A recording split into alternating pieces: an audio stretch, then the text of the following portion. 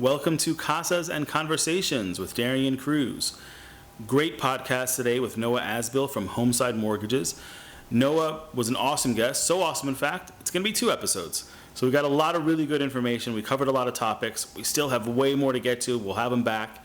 But in order to keep the runtime about 20 to 30 minutes on this, we're going to have to split this one up. So if episode 4 ends a little abruptly, don't worry. You can watch right on through to episode 5. We're uploading that one as well. And without further ado, enjoy Casas and Conversations with Darien Cruz, special guest, Noah Asbill. Hey everybody, welcome to another episode of Casas and Conversations with Darien Cruz. I'm happy you took the time to check out the podcast today. We're going to have a special guest on with us, Noah Asbill from Homeside. Noah's a mortgage loan expert. He's a mortgage loan officer. We have a lot of really good questions that we're going to pose to him. So many that this is probably going to be a couple episodes worth of conversation with Noah. But he's a great guy. Work with him a lot. He is another one of our preferred lenders that we work with in our office. So we're going to go ahead and bring Noah in, let him tell us a little bit about his background, and go ahead and get into a lot of the questions that some of you actually submitted to me. There's a few situations we're going to cover in particular that have come up in conversations over the past few weeks. So I'm looking forward to getting into that. Let's go ahead and bring Noah in. Hey, Noah, come on in. How you doing? Hey, I'm great. How are you? Doing great. So Noah, why don't you tell us a little bit about yourself, what you do now, and maybe how you kind of got into the mortgage industry? Yeah, so I work for Homeside Financial. I've been there for over 5 years at this point, and I work on Team Orbaugh with my partner Davis Orbaugh, and we've been working together for about 7 years now. I got into the industry because I was in the banking world for a while. I was a manager at a local community bank, and I was looking to move up, and the branch loan officer said, I think you'd be really good at mortgages. You should give it a try. Made a few connections, and one thing led to another. I was introduced to Davis. It was a very natural fit, and we've been working together ever since. Awesome.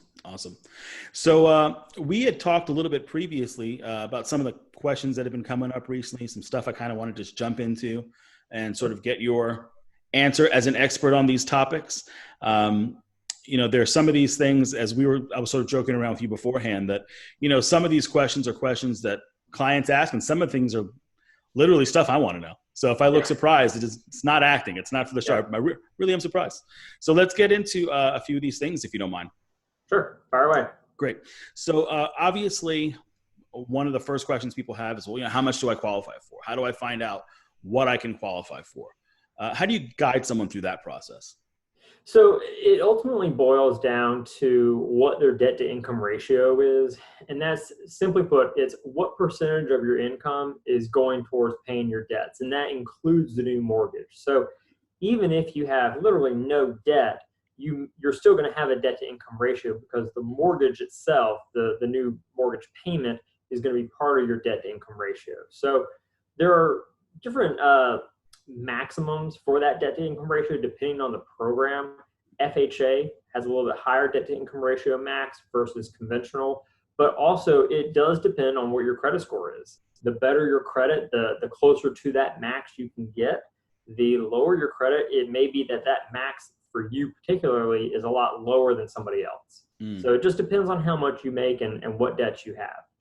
Is there any percentage range maybe that someone at least wants to sort of be in?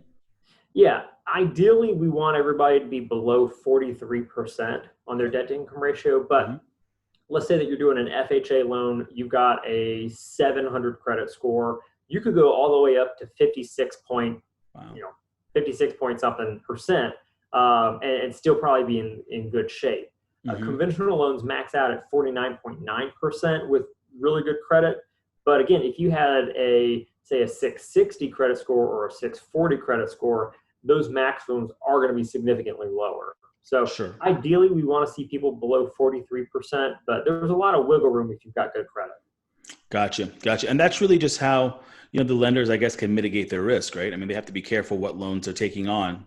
Exactly. It all boils down to what type of risk are you, and there are certain things that we call compensating factors that will offset some of those risks.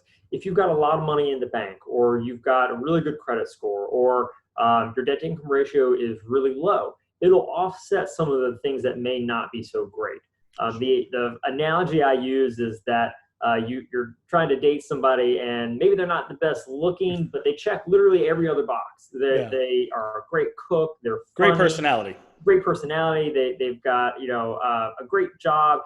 They love dogs. Like, they're checking every box. They don't look that great, but hey, everything else is perfect. So yeah, take a chance on them. I get it. And one of the things too that I really wanted to mention is that when the banks are mitigating their risk and being careful and being conservative in terms of what loans they're giving out, what they're taking on, that's also a huge protection for you as a buyer. Because the last thing you want is someone that's just going to, we'll qualify you, we'll get you in that house, and then 6 months down the road, you can't afford that house. You've just created a huge problem. So it really is a protection for the buyer as well.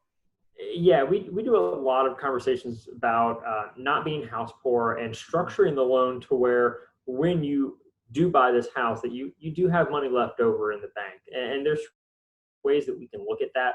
It's not always about putting more money down or maybe putting less money down to where you have some left over. Maybe it's, instead of putting that $10,000 extra down, maybe we use that $10,000 to pay off that car loan that's $400 per month. Because that car loan is going to cost you a lot more per month than you're going to save by putting that $10,000 down.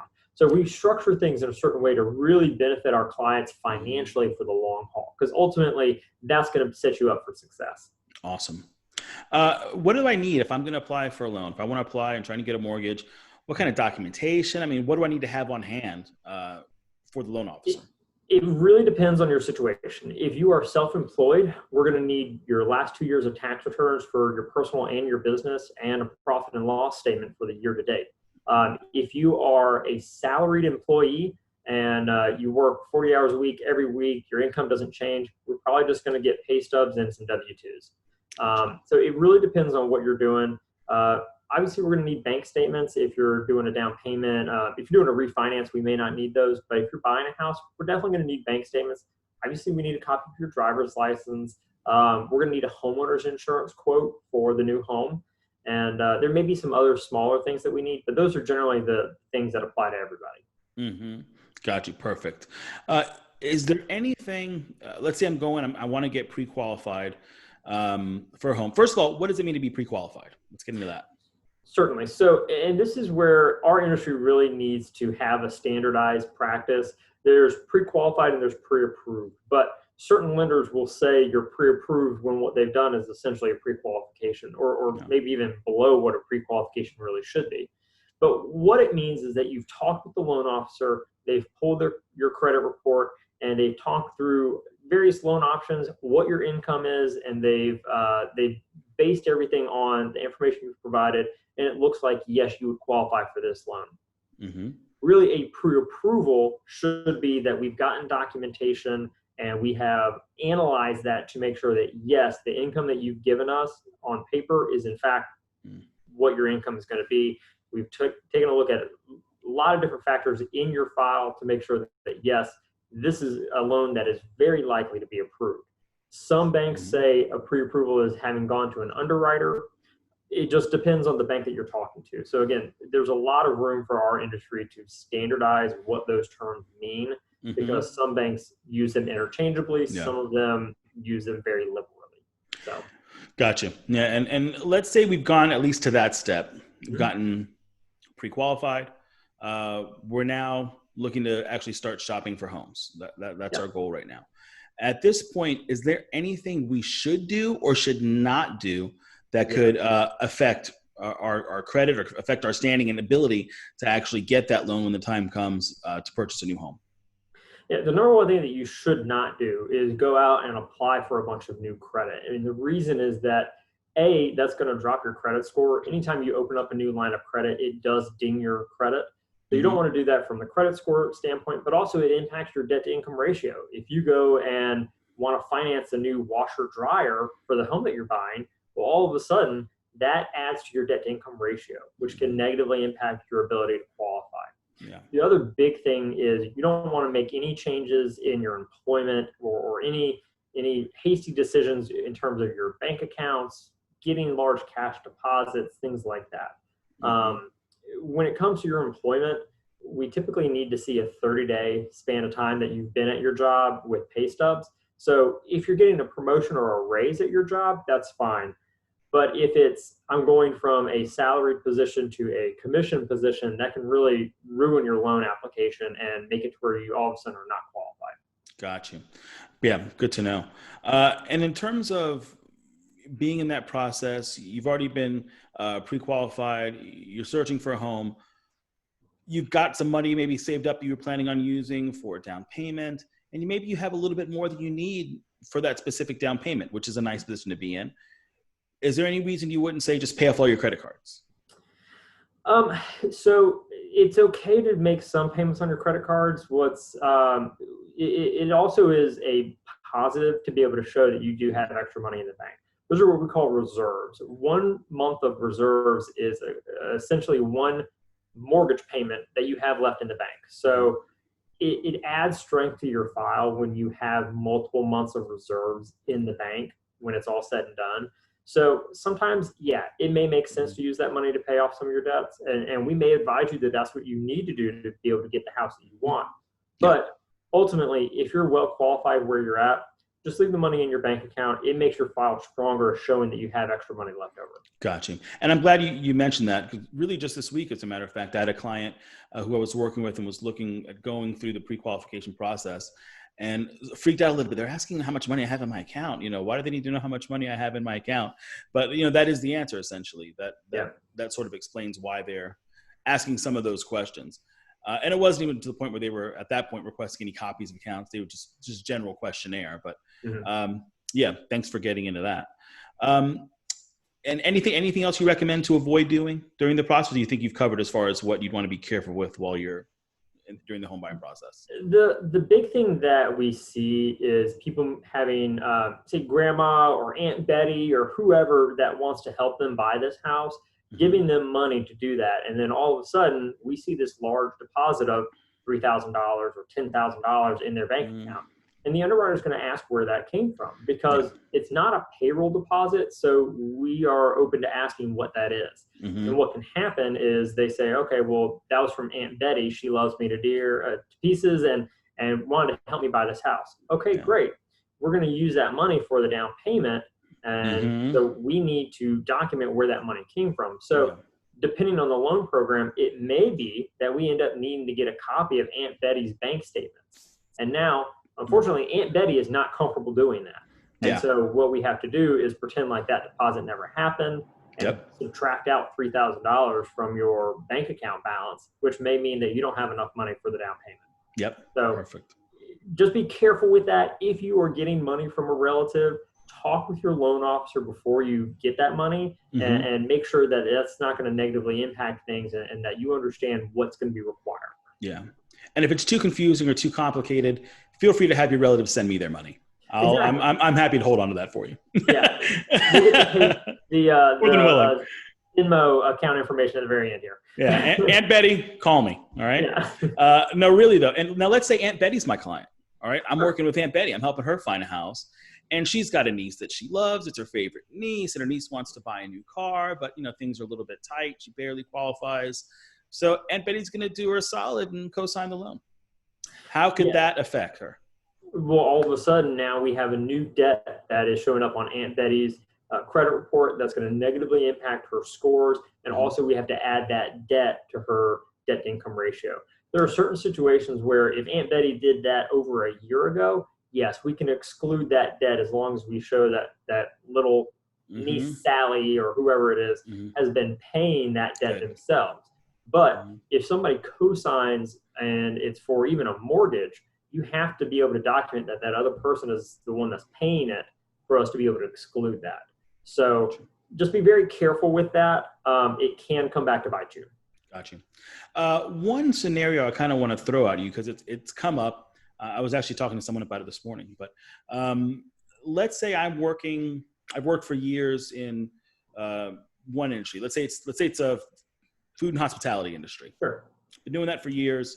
I decided, I needed to find a change of jobs. Maybe things weren't as secure with everything that's going on right now currently. Got into the healthcare industry, which is, an essential industry. I'm not a nurse, not a frontline worker, but I'm doing clerical work or, office work in that industry. I'm making more money now. Let's say I've got a raise. So I'm thinking this is a better position. This is a good time for me to try and, finally buy a home. How long do I need to be there before I can really start considering that?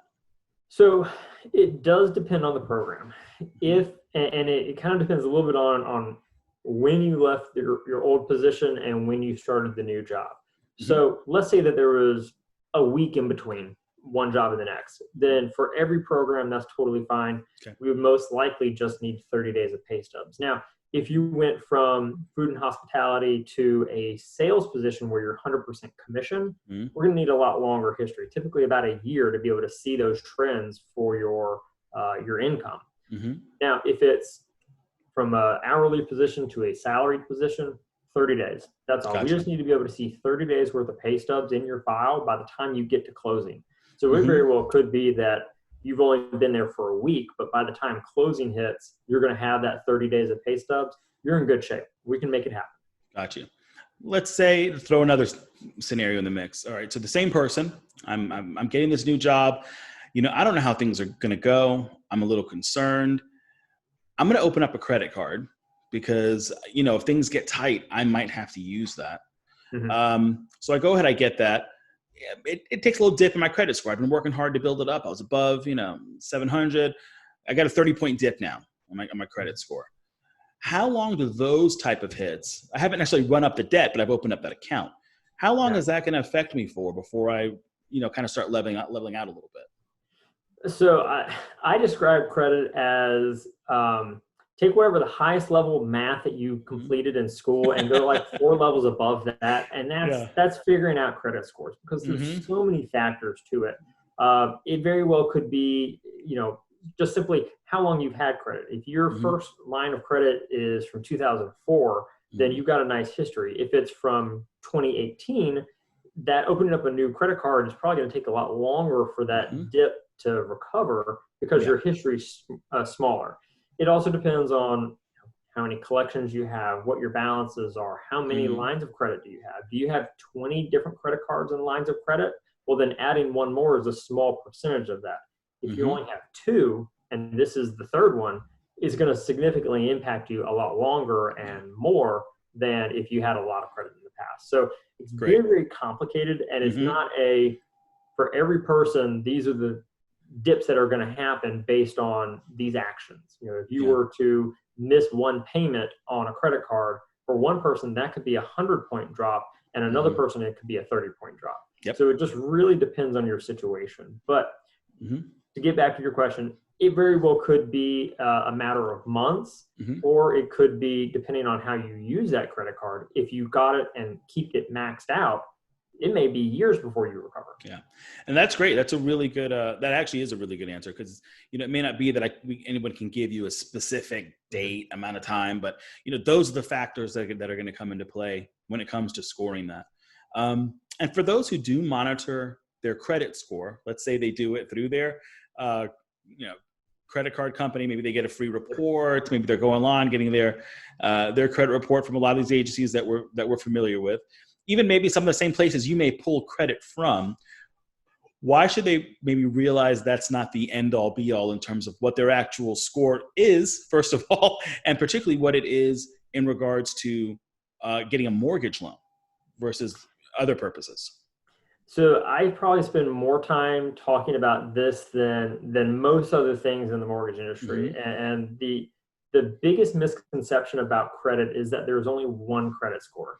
There are many different models for credit scores. So when you go to your credit card company, they may say that you have a 720 credit score. And then you go to the car dealership to buy a new car, and they may say, oh, you're at a 750.